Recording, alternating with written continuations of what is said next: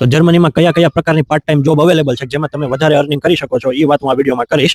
તો સૌથી પહેલા હું તમને કહું કે હું જે કંપનીમાં કામ કરું છું એમેઝોનમાં, તો એમેઝોનમાં તમે નોર્મલી જ્યારે વેકેશનનો ટાઈમ હોય અથવા ક્રિસમસનું વેકેશન હોય ત્યારે તમે જોઈન કરો ને, તો ખાલી જોઈનિંગ બોનસ તરીકે તમને લોકેશનના આધારે 2000-3000 યુરો એટલે કે 2-3 લાખ રૂપિયાનું તમને ખાલી જોઈનિંગ બોનસ આપે.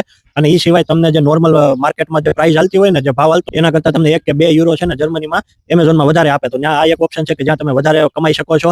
પછી બીજો ઓપ્શન એ છે કે તમે કોઈ ઓટોમોબાઈલની કંપની હોય જેમ કે ફોક્સવેગન, મર્સિડીઝ, BMW છે, એ સિવાય એની કોઈ સપ્લાયર કંપની હોય જે પર્ટિક્યુલર વસ્તુ બનાવતી હોય, તો એ કંપનીમાં તે વેકેશનમાં જોબ હોય. જેમ કે ઉનાળો હમણાં 6-7મો મહિનો આવશે ને ત્યારે સ્કૂલમાં વેકેશન હોય. તો સ્કૂલમાં વેકેશન હોય તો એના પેરેન્ટ્સ જે કામ કરતા હોય ને એ બધા મોસ્ટલી એ બધા વેકેશન લે.